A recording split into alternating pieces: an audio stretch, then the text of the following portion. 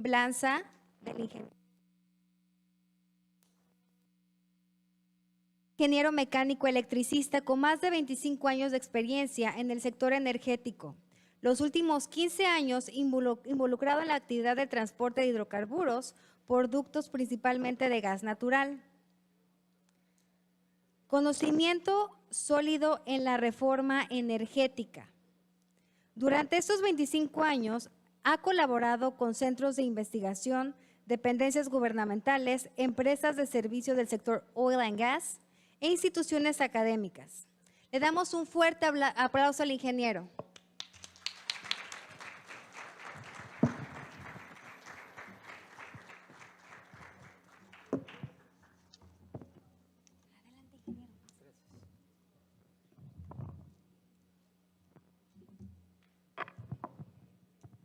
Muy bien, pues muy buenos días.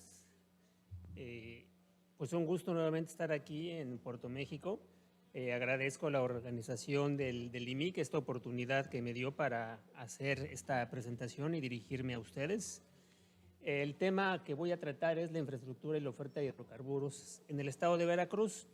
Ya algunos temas los desarrollaron el día de ayer, pero a su vez también me dieron pauta para trabajar dos temas que están mutuamente o considero que están relacionados y en el cual uno de ellos me he visto un tanto involucrado, pero lo iré desarrollando conforme vayamos avanzando la presentación. Bueno, unos indicadores nacionales macros. El comportamiento de la producción y el consumo de energía en nuestro país, esas son las curvas, ¿sí? Aquí tenemos esta que es la producción en términos generales de toda la canasta energética ha venido decayendo y pues para el 2019, bueno, obviamente el 2018 y 2019 están pues caracterizados por algún suceso que ya conocemos, ¿verdad? Hay un pequeño repunte, pero el consumo ha venido subiendo en términos generales y obviamente decayó por las razones también obvias que ya conocemos. De aquí podemos nosotros desprender algo interesante, es qué tan independientes somos en cuanto a la energía. Y como vemos, en esta parte de aquí podríamos pensar que somos totalmente independientes, uno a uno, o sea, agarramos, producimos lo que consumimos. Y por acá tenemos una mayor producción y, perdón, es el consumo, un mayor consumo decae y una producción va cayendo, entonces no somos totalmente independientes. Ahora, aquí hay una canasta de productos energéticos, o sea, tenemos electricidad, tenemos combustóleo, tenemos diésel, tenemos gas, y cada uno de ellos tiene un valor distinto y una oportunidad dependiendo del tiempo y del lugar.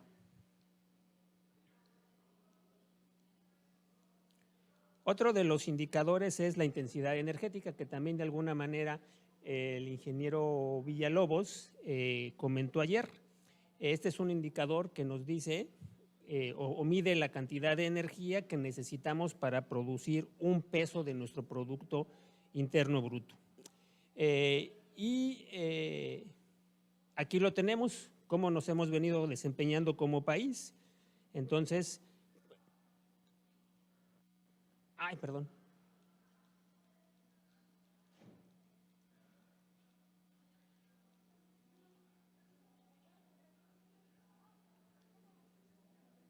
Entonces, en el 2010, pues necesitábamos nosotros cerca de 550 unidades energéticas, pues para producir una unidad una unidad económica. Y pues cada vez nos hemos venido de alguna manera haciendo un tanto más eficientes.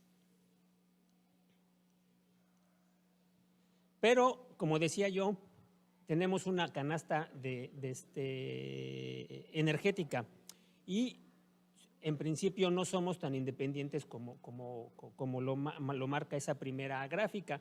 Ayer incluso también el ingeniero Villalobos lo comentó, somos muy dependientes y incluso los proyectos que traemos nos hacen cada vez más dependientes del gas natural y aquí lo vemos. Nosotros somos un país que tenemos un superávit en petróleo, en combustóleo, pero son productos de alguna manera con poco valor agregado. Hay que agarrar y transformarlos, hay que tener refinerías, hay que tener una serie de equipos para agarrar y obtener otra serie de productos energéticos que sí son los que necesitamos como país. Algunos de ellos, pues obviamente son todas las gasolinas, importamos, somos un país importador de gasolinas y obviamente ya habíamos visto que el gas natural, pues también importamos una gran cantidad de gas natural. Por acá también la electricidad, el flujo de electricidad se da en la frontera de Baja California. Por las mañanas nosotros importamos y por las noches, tardes, nosotros exportamos para poder abastecer la gran demanda de electricidad que tienen pues todas esas ciudades de San Diego, California, San Francisco. Pero de alguna manera el balance es en contra nuestra. Bueno, el consumo energético por rama industrial, aquí lo podemos ver. Entonces, el que más, bueno, esto es obviamente en porcentaje, y como podemos ver, el gas natural tiene una gran participación, básicamente en la industria del hierro, la industria química, como ya hemos venido, desde ayer hemos venido mencionando, la industria química, la industria petroquímica, la industria de papel, la industria del vidrio, la industria del azúcar, y la cervecera pues son altamente demandantes del gas natural, razón por la cual obviamente pues tenemos un déficit en este hidrocarburo. Luego, el día de ayer también mencionaron lo que viene siendo bueno, por una parte, la independencia. Ya habíamos, por ahí también el ingeniero Alejandro había comentado de Japón. Japón es un país, si ustedes ven aquí, esto es para el año de 2019, con dólares del 2015. Japón, si bajamos aquí la proyección, es alrededor del 10%, es decir, el 90% de la energía la importa. Rusia está totalmente en el otro extremo. Digamos que tiene mucha más energía de la que requiere como país. Y México está por aquí. A lo largo de estas 2 décadas, pues más o menos hemos venido oscilando, a veces pasamos por abajo del 1, ahorita estamos, o en este año estamos por arribita del 1, que nos hace un tanto independientes, pero insisto, eso es en términos macros, ¿no? Pero hay una canasta, como decía yo, de energéticos, que algunos tienen un mayor valor agregado que otros. Desde un punto de vista de algunos conflictos internacionales, pues en la guerra del Golfo, pues Japón declaró que no tenía ejército, que no podía mandar ningún elemento armado al Medio Oriente, pero lo que sí hizo fue pues apoquinar una lana, ¿no? De alguna manera lo que hizo pues fue rentar el ejército, digamos, de Estados Unidos o de otros aliados para poder desarrollar esa guerra, ¿no?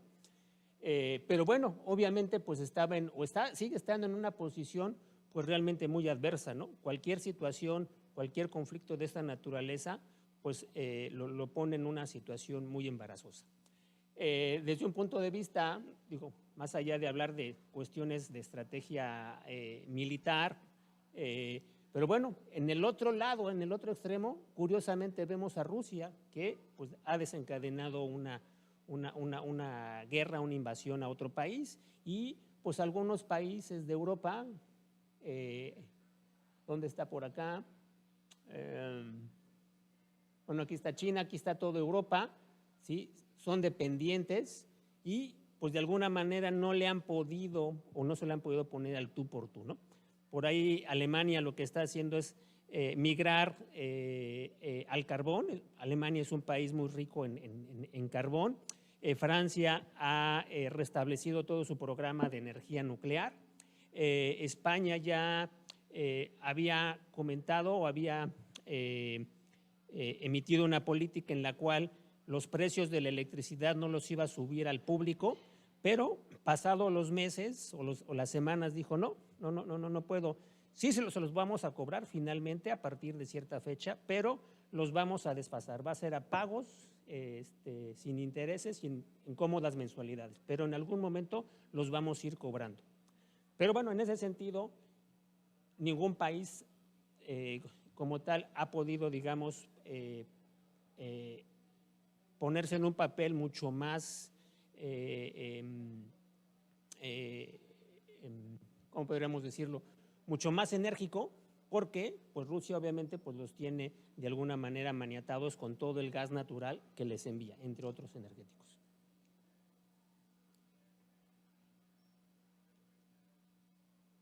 Bueno, en el otro Producto Interno Per cápita, Japón tiene un alto, digamos, es un país rico, al igual que Europa, obviamente no se diga Estados Unidos, Canadá, y nosotros pues nos encontramos por acá de alguna manera en la parte baja, ¿no?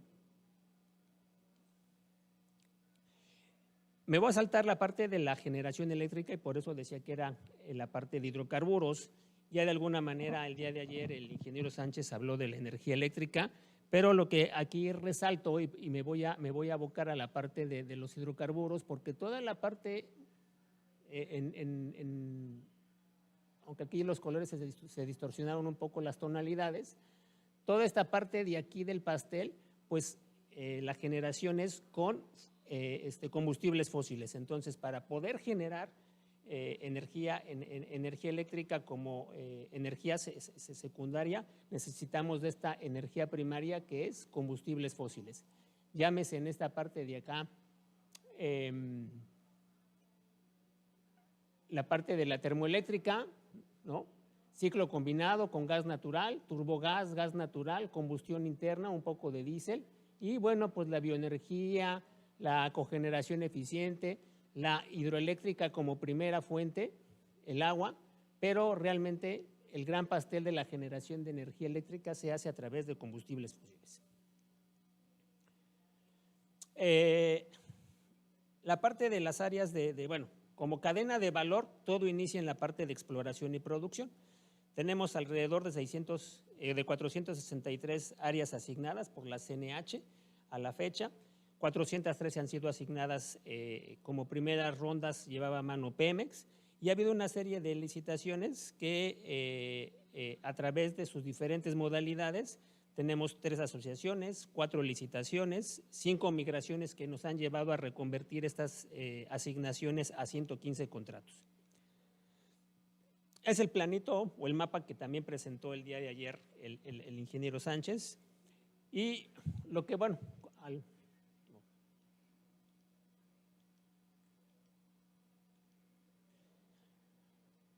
lo que habíamos destacado el día de ayer, pues realmente por una situación geológica, los mantos se encuentran en el Golfo de México, realmente no tenemos grandes campos en el Pacífico y entonces todo se desarrolla aquí.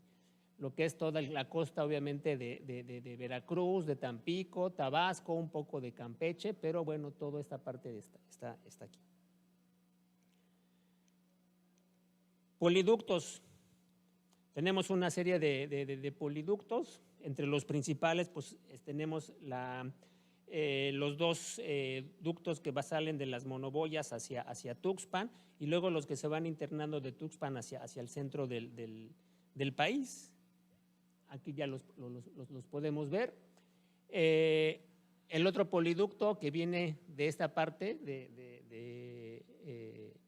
del sureste del país, se ve internando por el centro del mismo hacia Acayucan, Tierra Blanca, Puebla, Córdoba, Orizaba, uno acá está Córdoba, Puebla, Córdoba, Puebla, y obviamente pues llega hasta la parte de México. Obviamente en el norte y en el occidente hay más poliductos, pero, insisto, nos estamos centrando en el estado de Veracruz. Bueno, habría que destacar también el poliducto que viene aquí de la TAD de Veracruz a la TAD de Tierra Blanca, y aquí se une con este otro. Los principales, ¿no? Los principales poliductos. Luego, en este sentido, bueno, la oferta de gasolinas, hay 11 agencias de venta en todo el estado de Veracruz, y lo que podemos ver básicamente es de que el principal combustible que se vende es la gasolina magna, el diésel y un poco de gasolina premium y de turbocina. Y esta ha sido la evolución de la venta en las 11 agencias que están a lo largo y ancho del estado de Veracruz.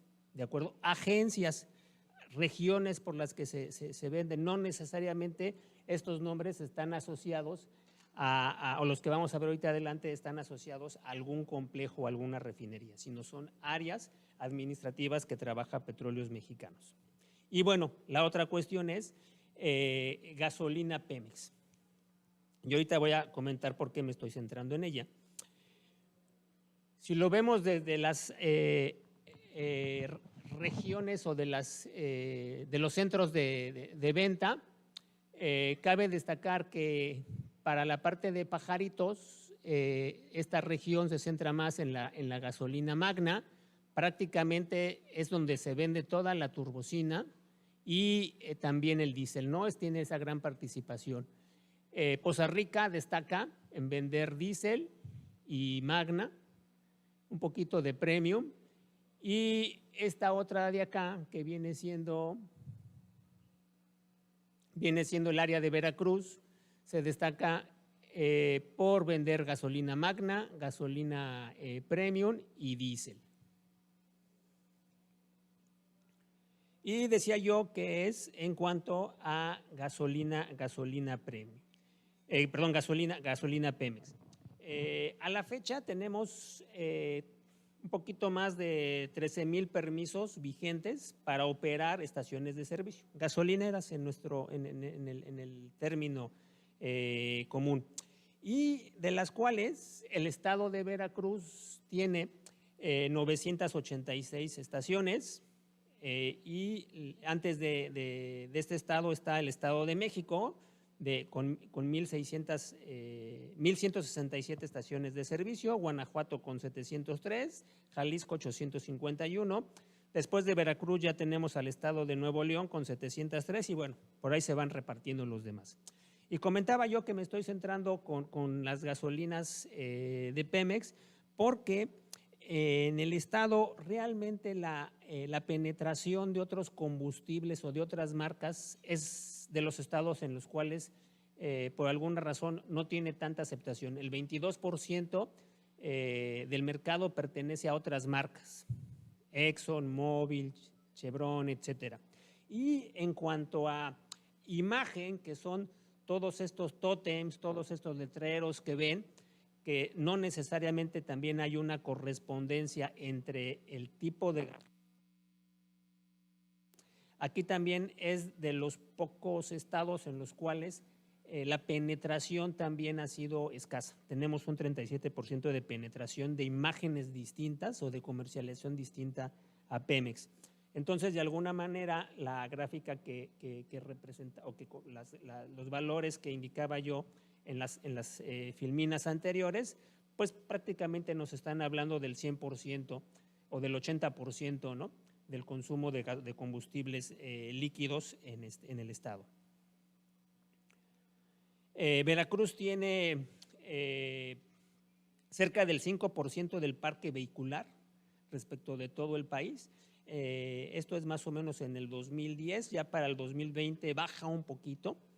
Y pues como también podemos asumir, algo que pues no es totalmente descabellado, pues hay una correlación realmente directa del PIB generado por cada entidad federativa respecto del parque vehicular y la cantidad de estaciones de servicio que tienen en operación y obviamente el combustible que se vende en cada una de ellas. Es decir, con esto se mueve la gente, se mueven mercancías, se hacen servicios, etcétera.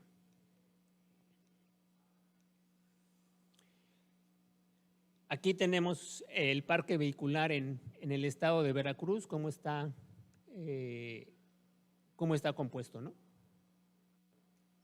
Básicamente la mayoría de los automotores son vehículos particulares, muy poquitos autobuses, camiones y camionetas y, bueno, motocicletas, ¿no? Que ha ido cada vez va más a la alza.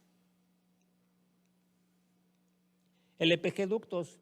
Tenemos dos principales LPG-ductos. Uno es el de Poza Rica a Totonilco, a Totonilco, Santiago, con un diámetro de 16 pulgadas por 285 kilómetros de longitud y que tiene una capacidad de más o menos 35 millones de barriles por día. Y el LPG-ducto principal, que nace también aquí en el sureste de Cactus, obviamente atraviesa toda esta zona de Minatitlán, Coatzacoalcos, etcétera, llega hasta Venta de Carpio y se sigue hasta Guadalajara. Y va telescopiado, ves un ducto que nace en 24 pulgadas, a la mitad de su trayecto se reduce a 20 y finalmente queda en 14. Pero todo el trayecto, desde Cactus hasta Guadalajara, tiene una longitud de más de 1,500 kilómetros y tiene una capacidad de 240 millones de barriles por día. Aquí lo vemos, de alguna manera el grosor de la línea trata de representar el diámetro, insisto, de 24, 20, 14, y el otro LPG-ducto que viene acá del área de Poza Rica hacia la parte de Santiago. La demanda nacional de gas LP. Bueno,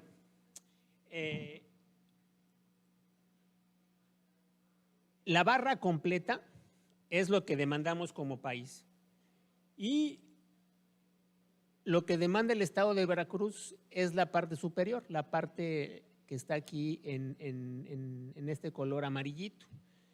La demanda de 2010 a 2020 pues más o menos se va manteniendo, aunque va cayendo por ahí alrededor del 5%. Y de alguna manera, pues tiene una correlación también con la caída de un 4% de la demanda en el estado de Veracruz. Este balance es con fuente de la prospectiva y quiero, dentro de los ajustes que hice, fue regresarme un poquito en el tiempo y irme al 2018. 2018 se hizo esta gráfica hasta el 2032.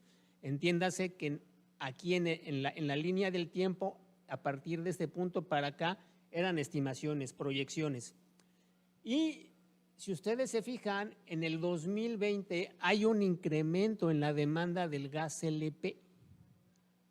Y a nivel obviamente nacional, pero curiosamente esta demanda se da, o este incremento en la demanda se da en la zona de Veracruz.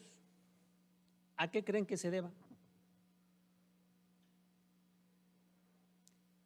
¿De qué proyecto hablaron el día de ayer los otros ponentes? De la planta de etano. Ya desde el 2018 se tenía ya concebida o estimada la construcción o se veía ya el requerimiento de este tipo de plantas, ¿no? Y de alguna manera, me adelanto un poco en cuanto a las conclusiones, los proyectos en materia de energía son a muy, muy largo plazo. Hay que agarrar y planearlos, ¿no? Y obviamente otra de las conclusiones de que requerimos obviamente tener una política energética integral. Pero bueno, eso no me adelanto.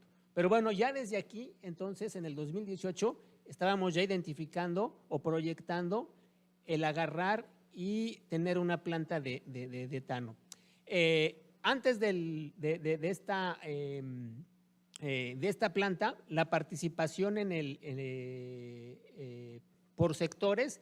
Básicamente el gas LP se utiliza a nivel residencial, luego la parte de los servicios, el autotransporte, y acá tenemos el amarillito es la industria, es el autotransporte, la parte agropecuaria, y el rojo que está aquí es el sector petrolero, que es pequeñito, no llega ni al 1% de su participación hasta el 2018. Con la planta de etano se considera que el incremento en el sector petrolero llega cerca del 11% de gas LP. Bueno, la producción e importación de gas LP. En el estado de Veracruz, vuelvo a insistir, tenemos estos puntos. Podemos aquí, nos llega por la parte del puerto de Tuxpan, la parte del puerto de Veracruz. El tamaño de los buques trata de dar idea de las dimensiones de las importaciones.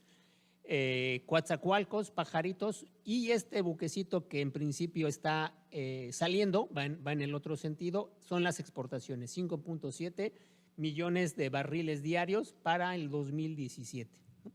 Esto es entonces en cuanto a la producción e importación de gas LP.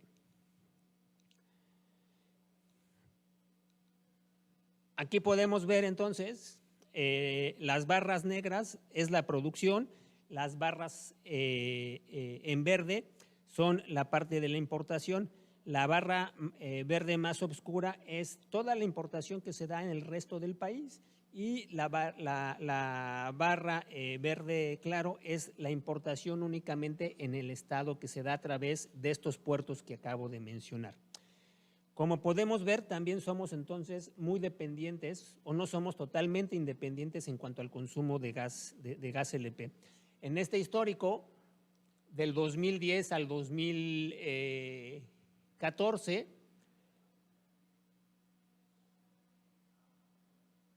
pues nuestra dependencia era poca, pero conforme vamos avanzando hacia esta fecha, la dependencia se va haciendo más. Por un lado, porque la producción va decayendo, y por otra parte, porque necesitamos cada vez más gas LP.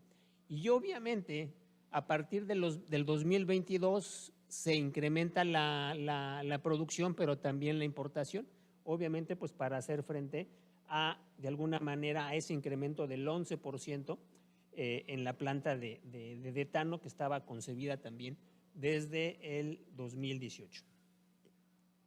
Entonces también me regresé en el tiempo, es una perspectiva del mercado de gas LP 2018-2032 generada por la CNR. Gasoductos. Bueno, el día de ayer comentó el ingeniero Sánchez de este gasoducto que venimos acá, también de toda esta área del sureste que se viene de alguna manera pegada a la costa, sube hasta Veracruz, Altamira, Tamaulipas, y llega más arriba hasta acá, hasta San Fernando. Este ducto es el troncal Cactus Zempoala San Fernando de 48 pulgadas, pero por ahí le faltó mencionar, aquí en esta área de Zempoala viene un ducto que se interna hacia el centro del país, acá por Venta de Carpio, concretamente en Santana, y es de 48 pulgadas.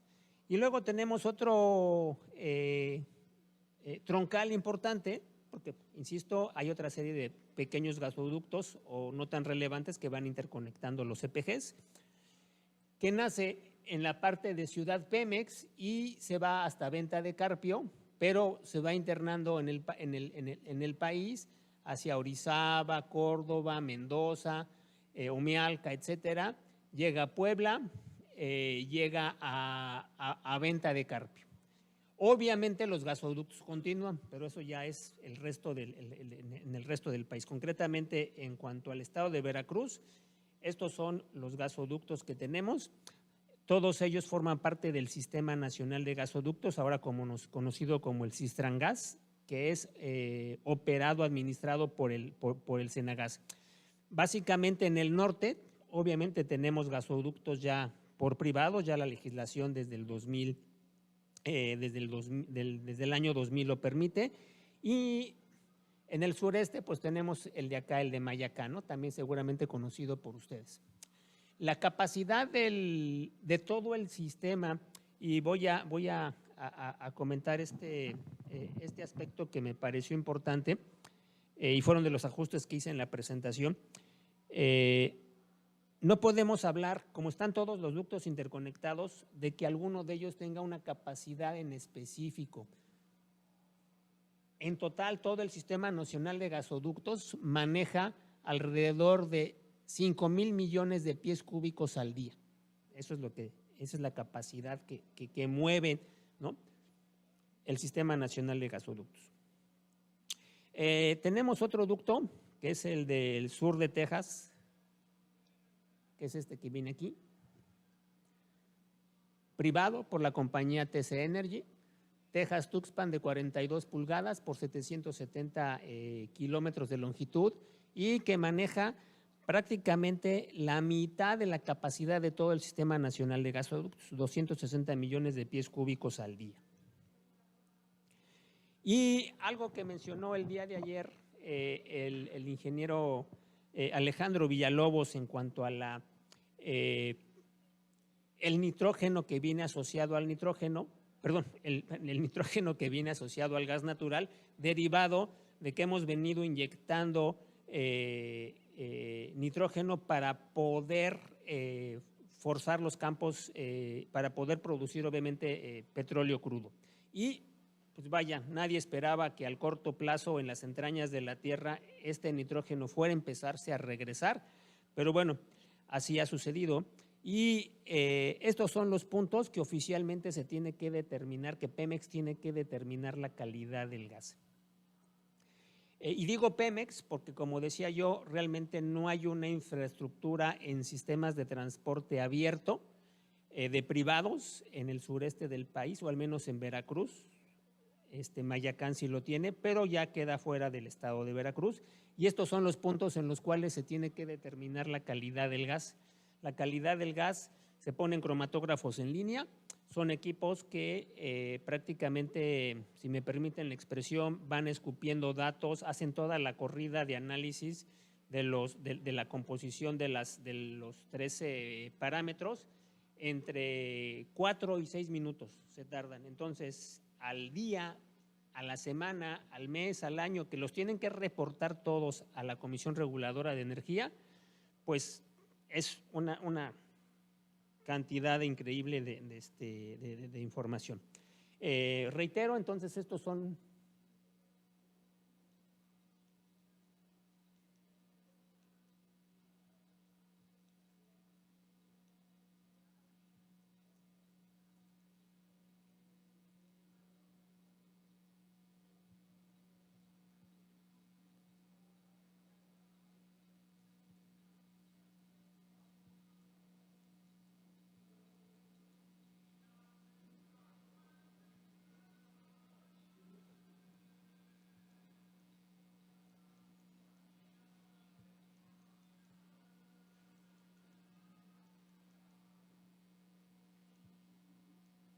ahí estamos ya otra vez.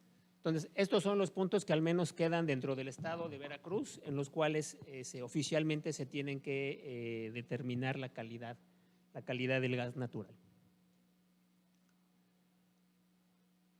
Bueno, hay algo que me pareció interesante. Me parece que por el tiempo y obviamente también por la perspectiva de la presentación del ingeniero Sánchez no se desarrolló del todo, pero lo que viene siendo cómo se determina la capacidad de un ducto. Bueno, tenemos que hacer un modelaje mecánico, es decir, desde un punto de vista mecánico, el tubo, cuánta presión soporta. Y por otro lado tenemos que hacer un modelaje hidráulico, es decir, en esta tubería, cómo hago fluir una molécula que entra en un tubo, empuja a la molécula que tiene delante de ella, esta empuja a la otra molécula o a la otra cantidad de producto, hasta obviamente salir en el otro extremo del ducto. Entonces son dos modelajes, uno mecánico y uno hidráulico. Y en la parte mecánica tenemos esta ecuación de Barlow que nos dice que el espesor es igual a la presión por el diámetro entre 2 veces la resistencia mínima de la cedencia, que no viene siendo otra cosa, dada por la aleación, el material con el que fue elaborado, producido la tubería, por un factor de diseño, por un factor de eficiencia de junta longitudinal y por un factor de corrección de temperatura. Generalmente en México se suele indicar un valor, un factor de 1 para este factor de eficiencia y para este otro también. El que se va moviendo, bueno, insisto, obviamente dependiendo de la constitución del acero con el que se haya construido la tubería, esta parte obviamente va variando, el grado de tipo APL con el que se haya hecho el ducto, y este otro. Y este va a depender de la clase de localización. Los ductos van pasando a través de una zona geográfica, pero pues obviamente en esa zona geográfica podemos tener viviendas, podemos tener ríos, podemos tener cruces, subfluviales, ferroviarios, carreteros, convivir con otros ductos, etcétera. Y entonces, cuando no tenemos viviendas en una franja alrededor de 400 metros de un lado y del otro y de longitud de una milla, decimos que tenemos una clase de localización 1. Si en esa área en donde pasa el eje de manera longitudinal tenemos de 1 a 10 casas, tenemos una clase de localización 2. De 10 a 45, una clase de localización 3. Más de 46 casas, decimos que tiene una clase de localización 4. Pero si esas casas o esas viviendas tienen más de 4 niveles y además están en una zona en donde hay vías de comunicación, instalaciones subterráneas, que esto obviamente, como pueden ver, pasamos de tener ductos a campo traviesa a tener ductos totalmente en zonas pobladas, ¿no? En ciudades. Entonces, le vamos aplicando este factor. Como este factor está en esta parte, divide, pues entonces lo que vamos necesitando es que el espesor cada vez sea más grueso y más grueso, dependiendo obviamente si la densidad de población se va incrementando. Obviamente esto requiere pues un mayor costo, porque obviamente tiene mayor material. Y entonces obviamente pues hay que hacer un balance. Algunas de las cosas que se pueden hacer, pues un libramiento, al igual que una carretera. Yo tengo una carretera que pasa a través de una ciudad, hay semáforos, hay topes, se estrangula, se entorpece la circulación. ¿Cómo lo hago? Pues un libramiento, ¿no? Un maxilibramiento, un periférico, en donde los coches vayan directos, con puentes, sin semáforos, donde no se atraviese la gente. Y bueno, pues obviamente pues agarran velocidades pues por arriba de los 100 kilómetros. Pues igual con los gasoductos. Una vez que la mancha urbana absorbe el ducto, pues se tiene que ir reclasificando. De hecho, la normatividad nos exige cada año ir haciendo estos estudios para poder garantizar la seguridad dentro de la población. Pero bueno, entonces tomamos la decisión en algunos casos de sacarle la vuelta a la población, construir un ducto y pues tenemos otra vez entonces una clase de localización 1. Pero bueno, la otra parte, decía yo, tenemos que hacer un modelaje hidráulico.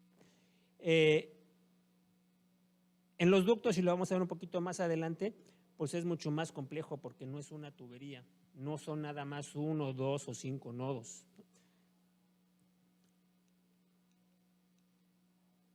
Este es el modelaje del sistema hidráulico de todo el Sistema Nacional de Gasoductos.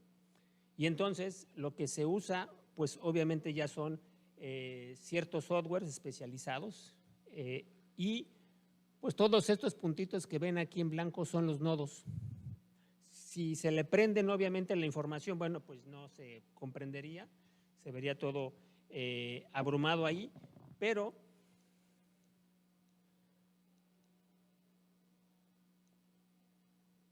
vamos a hacer lo siguiente.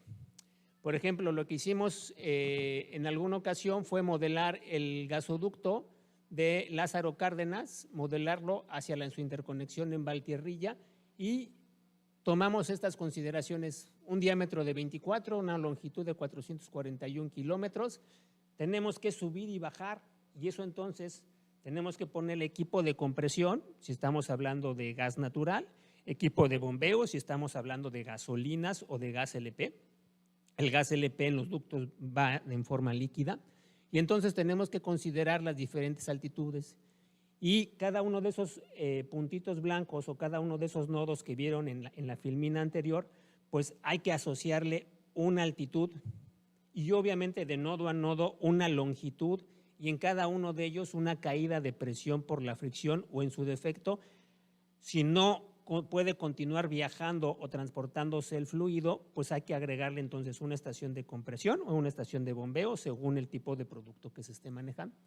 Y en este caso las consideraciones, bueno, teníamos una terminal acá de LNG, de gas natural licuado, en su primera etapa de 500 millones de pies cúbicos diarios, un consumo en una central eléctrica que estaba aquí al ladito, entonces lo que resta eran 300 millones que se continuaban por el ducto, un consumo de la siderúrgica y obviamente entonces nos restan por ahí 133 millones de pies cúbicos que eran lo que continuaba. Y las condiciones, una condición de presión del gasoducto de 62.9 kilos, que son 893 PSI, y una presión en Valtierrilla, en este punto de acá de llegada, de 550 PSI. Y bueno, de aquí también empezamos a jugar con varios escenarios, ¿no? Entonces podemos tener a máximo flujo, que es lo que pasa en Valtierrilla, sin compresión, con ciertos consumos en el trayecto. En la ciudad de Morelia se quedan 10 millones, en Valtierrilla llegan 106 y hacia Guadalajara y Aguascalientes ya nos queda con un déficit de 8.6, ¿no?, millones de pies cúbicos. Entonces, de alguna manera lo que se quería aquí modelar era si el gas podía continuar hasta San Luis Potosí. En este caso, bueno, pues no puede llegar el gas por sí solo, ¿no? Y en el escenario 2 tenemos un abastecimiento total hacia el área de Morelia, Guadalajara y Bajío y nos quedan entonces en Lázaro Cárdenas una pequeña parte, lo cual obviamente entonces la siderúrgica pues tiene que ver de dónde saca esa parte que necesita, ¿no? Están las presiones y bueno, aquí lo que involucra es incrementar la presión a la altura de Morelia y lo que se veía entonces factible era mover la estación de compresión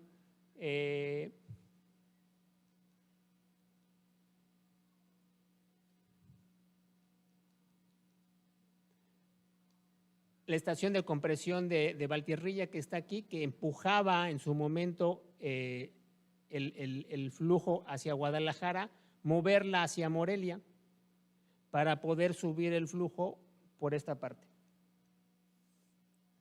Entonces, pues son de los escenarios que se van trabajando. Entonces, a fin de cuentas, aunque son sistemas de transporte, es una red grande, gigantesca, con ductos de 42, 48 pulgadas, 36, longitudes de miles de kilómetros, que obviamente con escenarios de demanda de ciudades, de industrias importantes, centrales eléctricas, vidrieras, cementeras, acereras, que están interconectadas a lo largo y ancho, que tenemos que considerar varios escenarios. Y obviamente necesitamos también contar con cierta información de los usuarios para poder generar esta información de manera mucho más fidedigna.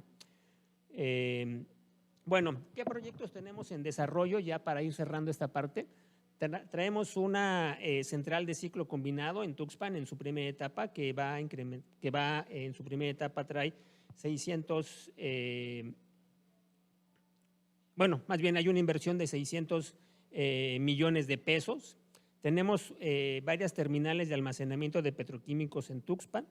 Tenemos el gasoducto Puerta del Sureste, que me parece que van a hablar más adelante de él, que está desarrollado por TC Energy y que nace en esta parte o es la continuación del gasoducto de Texas Sur, que viene por acá, hasta ahorita llega aquí a Tuxpan, pero está proyectado para venirse de Tuxpan hacia Puerto México y de Puerto México a Dos Bocas y luego todavía interconectar un gasoducto a lo largo de todo el istmo de Tehuantepec para instalar una planta de LNG, gas natural licuado, en Salina Cruz.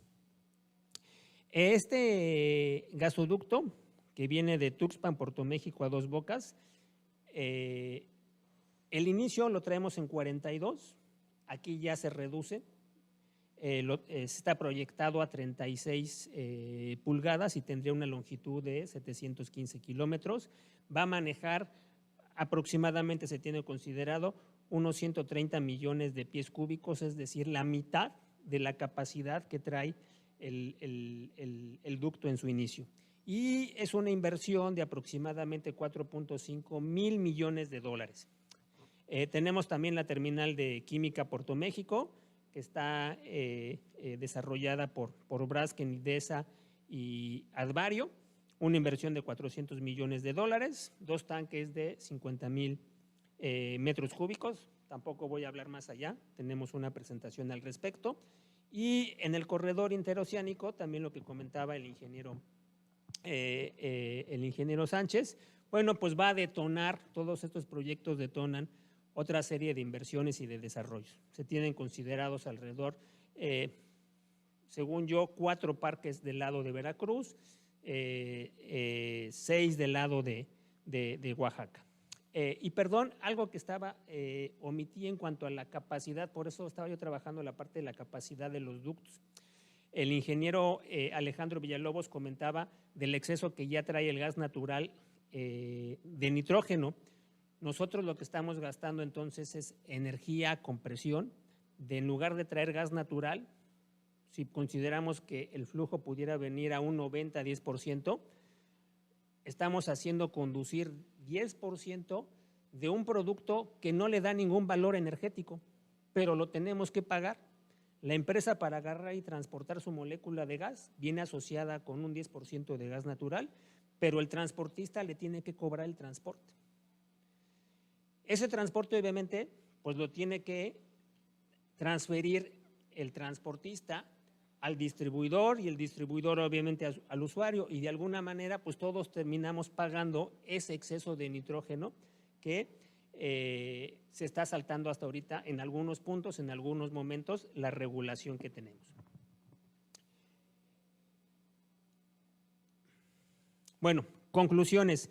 Los proyectos, ya decía yo, en el sector energético son a largo plazo.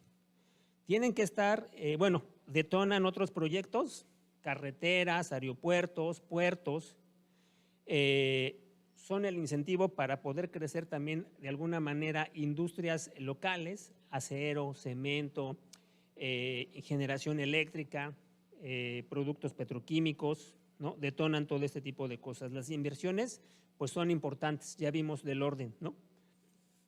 Entonces, por lo tanto, son de miles de millones de dólares, y entonces también generalmente esto viene en ciertas alianzas comerciales. Difícilmente hay una capacidad de una sola empresa para poder poner todo su capital en proyectos de esta naturaleza.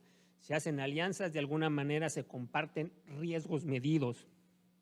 La otra cuestión es de que tenemos que tener una certidumbre jurídica desde el punto de vista constitucional, un marco legal global, un marco regulatorio y un marco normativo. Y pues se requiere una política energética que pase mucho más allá o que vaya más allá de cada sexenio. Si ustedes tienen oportunidad de visitar Los Pinos, ahora que vayan a la Ciudad de México, en una de sus salas de exhibición hay una fotografía en la que está la cumbre de los 20 en Cancún, y en aquel entonces esa fotografía podemos ver que está Bill Clinton, está Margaret Thatcher, está Gorbachev, por Francia no me acuerdo quién está, el ministro de Canadá, y por parte de México está el presidente López Portillo. Y desde esa cumbre en México ya se estaban fijando las bases para hacer las reformas más importantes: salud, hacendaria, obviamente la energética, y entonces estas cosas que de alguna manera el gobierno actual se las achaca al gobierno inmediato anterior, no, vienen de 3 o 4 sexenios más atrás, ¿no? Y bueno, obviamente no tenemos que dejar a un lado el desarrollo sustentable.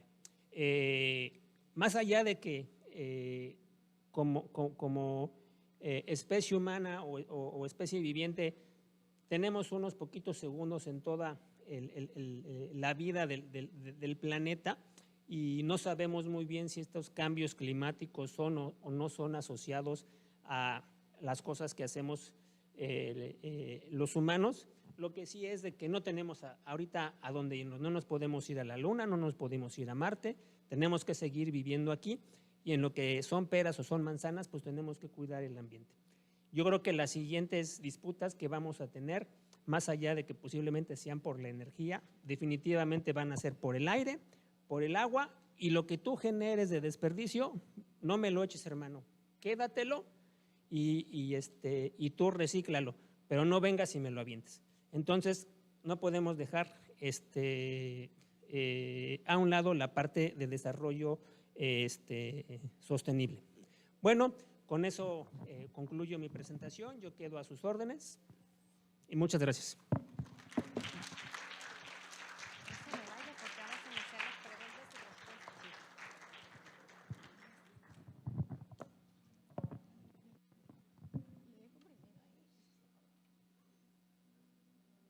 Bueno, pues un fuerte aplauso para el ingeniero, por favor.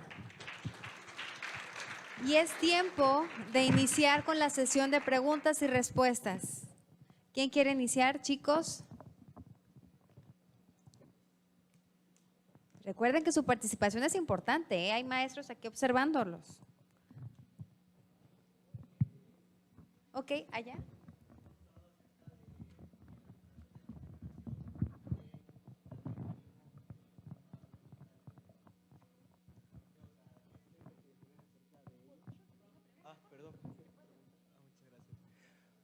Buenos días. Acerca de las plantas de cogeneración, he notado que el porcentaje es bajo. Sin embargo, he hecho investigaciones y la cantidad de plantas que hay en el país, aparte son bajas, creo.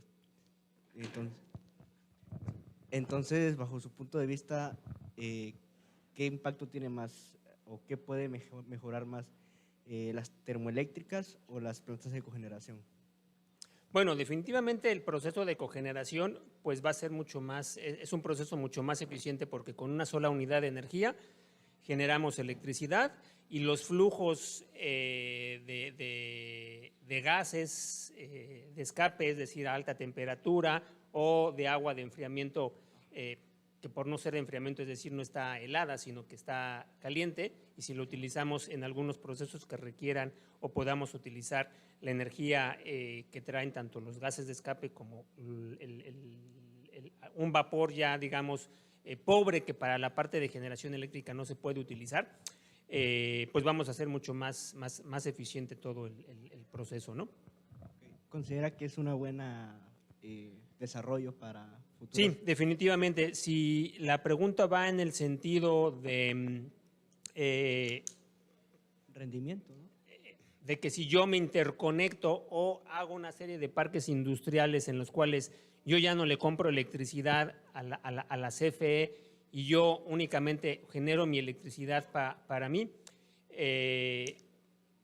o en su defecto genero electricidad excedente, digamos, en Nuevo León, que así pasa, y hay un usuario en el cual se lo damos a un Guatemala, ¿no?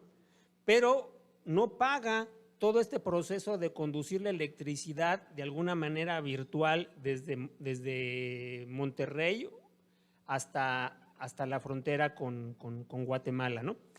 Hay que crear otro tipo de esquemas en el cual, bueno, ok, tú puedes generar, tienes tu sociedad de autoabastecimiento, entre todos ustedes son un equipo que generan electricidad, generan vapor, generan flujos energéticos, pero vamos a ponerte tal vez un impuesto o ver la modalidad para que poder generar electricidad o líneas de transmisión que lleguen a las áreas en las cuales pues estén allá en la montaña, estén en la costa, estén aisladas, porque esa parte última, cuando corremos un maratón, la última milla es la que es la más difícil, ¿no? Entonces, así pasa, ¿no? O sea, las grandes empresas, los grupos gasolineros que vemos aquí, los vemos, bueno, que los que mencioné, perdón, los vemos en las ciudades, difícilmente vemos un Exxon, un Móvil ahí en la sierra, ¿no? Dices, yo no me meto. Entonces, obviamente ese ya es un particular, pero como empresa estatal, Petróleos Mexicanos o CFE, sí tiene que hacer ese gasto. Entonces, habría que modificar algunas de las reglas del juego para cobrarle algún tipo de impuesto y obviamente nada más asegurarnos que ese impuesto sea para poder llevar el bienestar o la energía o el servicio a esas comunidades en las cuales es el Estado el que asume esa responsabilidad. Okay. Haciendo como una analogía a las plantas eléctricas. Bueno, no a las plantas eléctricas, perdón, a los paneles solares, que es como tú ganas y no puedo abastecer esa energía, sino se tiene que regresar. Sí, lo que pasa es de que el abrir en estas reformas energéticas que ha habido desde el punto de vista técnico, en gas natural pues no se ha dado tanto, no es tan práctico hacerlo. Pero en la parte de electricidad dices, bueno, pues tú pon tu planta eólica, pon tu planta fotovoltaica, pon tu planta de paneles solares, etcétera, y véndeme la electricidad, ¿no? Pero pues todos agarran y así como todos nos enchufamos y usamos y creamos un desbalance, igual todos se conectan para suministrar, pero pues hay una recarga. Entonces, esa parte, cuando no está bien prevista y en la ley se dice, sí, tú agarra y genera y conéctate, y puedes conectarte y venderla, pero de entre pequeñito en pequeñito se va creando totalmente un desbalance. Y la otra cuestión es de que la generamos en donde no la necesitamos. Y nadie, o nada más, hasta ahorita la empresa estatal es la que se encarga de llevar la energía de un punto a otro. Y así como hice el balance o mostré el balance de gas natural, en la parte de líneas de transmisión eléctrica también es lo mismo, ¿no? Se genera, obviamente, tenemos conductores con un espesor, con una tensión, y hacer el balance y la administración es también todo un chiste, ¿no? Y entonces, reitero, concretando la respuesta es, muchas veces generamos la electricidad donde no la necesitamos. Muchas gracias. De nada. ¿Alguien más? Adelante.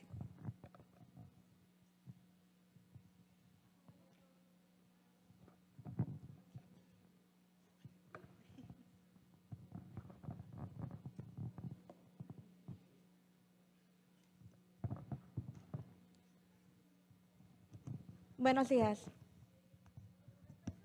De mencionar, ¿usted considera que en esta situación los proyectos que se están desarrollando sobre energías alternativas tienen alguna esperanza o que deberíamos enfocarnos en el desarrollo de nuevos motores que ya se tienen? No, yo creo que nos tenemos que enfocar en las dos partes, tanto el generar equipos que consuman de manera eficiente como el generar o producir energía de manera limpia. Tenemos que ir en los dos caminos. Y respecto a las contaminaciones con hidrógeno que estaba mencionando, ¿considera que hay alguna posibilidad de que el mismo efecto se refleje en pozos en los cuales no se esté utilizando esta tecnología? Bueno, no decía yo hidrógeno, dije nitrógeno, o tal vez te escuché mal. Sí, nitrógeno, perdón. Sí, bueno, no es tanto la contaminación, sino, insisto, por una parte, el daño que pueden causar en ciertos equipos al hacer otro tipo de combustión, sobre todo en las turbinas de generación, que les cambian en el momento en que tú súbitamente le inyectas a la turbina un gas natural con un poder calorífico más pobre, la temperatura de combustión decae y entonces empieza a generar una cierta humedad dentro de la turbina y obviamente ese cambio drástico de 2, 3 grados le resta una vida útil al equipo. Y la otra, pues de alguna manera, aunque no hay unos estudios todavía, pero pues a nivel de estufa, de calentador, en algún momento, bueno, pues sí, a largo plazo puede haber algún desajuste, ¿no? Pero no es tanto la contaminación como tal del nitrógeno, ¿no? ¿Tienen alguna especie de proyecto actual para resolver este tipo de problema? Sí, bueno, es poner una planta que elimine el exceso de nitrógeno. Ahora, lo que pasa es de que también se va afectando a lo largo y a lo ancho del sistema nacional, que no lo mencioné, nada más hablaba yo de extracciones, pero también tenemos varios campos pequeñitos que van haciendo su inyección, pero obviamente enfocarnos en donde están los grandes productores, poner plantas que le quiten o equipos que le quiten el nitrógeno. Con respecto a formas de proteger el equipo que se está utilizando actualmente.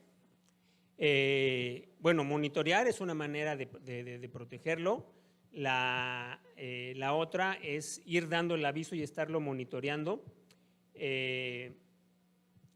En algunos casos es ponerle algún equipo que sobrecaliente el gas natural cuando se está inyectando a los equipos de combustión. Gracias. De nada. ¿Alguien más que quiere participar? Bueno, de ser así, démosle un fuerte aplauso al ingeniero, por favor, con esta excelente presentación del día de hoy.